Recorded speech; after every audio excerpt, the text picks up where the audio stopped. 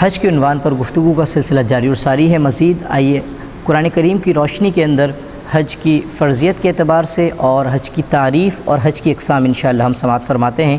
اللہ نے اپنے پاک کلام میں ارشاد فرمایا اتموا الحج والعمرۃ للہ، اور حج اور عمرہ اللہ کے لیے پورا کرو۔ آیت میں مراد یہ ہے کہ حج اور عمرہ دونوں ان کے فرائض اور شرائط کے ساتھ خاص اللہ تعالیٰ کے لیے بغیر سستی اور کوتاہی کے مکمل کرو۔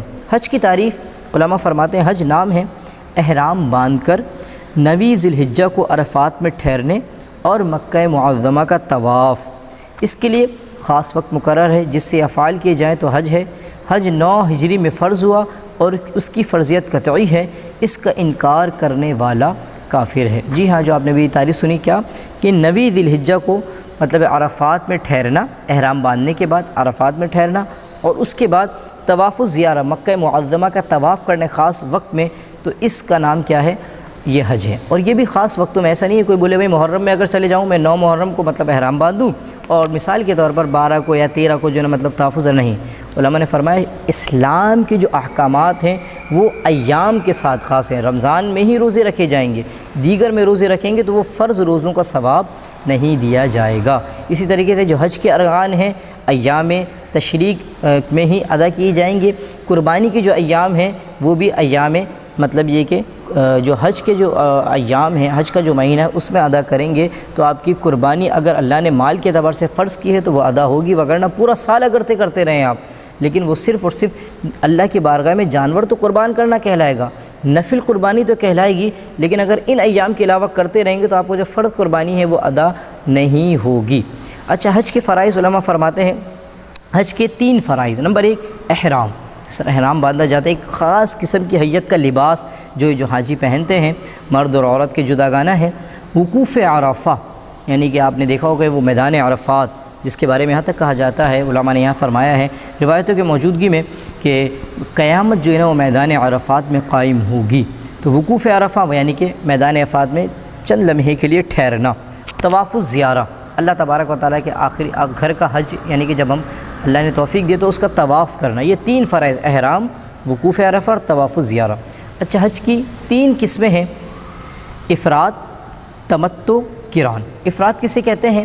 اس میں صرف اور صرف حج کا احرام باندھا جاتا ہے۔ علماء نے فرمایا یہ وہ جو وہاں کے مقامی ہیں، وہاں کے جو مطلب یہ کہہ سکتے ہیں حدود حرم میں رہنے والے ہیں، پاکستانی نہیں، انڈین نہیں، انڈونیشینی جو باقاعدہ یہاں سے جا کر حج کرتے ہیں وہ نہیں، جو وہیں کے رہنے والے ہیں اور حدود حرم میں رہنے والے ہیں وہ حج کا احرام باندھتے ہیں، تو وہ جو حج ادا کرتے ہیں اس کو حج افراد کہا جاتا ہے، یعنی جس میں صرف اور صرف حج کا احرام باندھا جاتا ہے۔ نمبر 2 تمتع، یعنی اس میں پہلے کا عمرے کا احرام باندھا جاتا ہے، پھر اس کے یعنی کہ عمرے کی ادائیگی کرنے کے بعد، اس سے فارغ ہونے کے بعد پھر حج کا جو ہے نا احرام باندھ کر پھر 9 ذی الحجہ سے حج کے اراکین کو یا پہلے اگر کرنا چاہے تو اس کے لحاظ سے وہ اس کے اراکین کو ادا کر۔ تمتع یعنی پہلے عمرے کا احرام باندھا جائے، پھر عمرے کے احرام سے فارغ ہونے کے بعد اسی سفر میں حج کا احرام باندھا جائے۔ نمبر 3 قران، یعنی عمرہ اور حج دونوں کا اکٹھا احرام باندھا جائے، اور اس میں عمرے کی کرنے کے بعد بھی احرام کی پابندگیاں ختم نہیں ہوتی ہیں بلکہ برقرار رہتی ہیں۔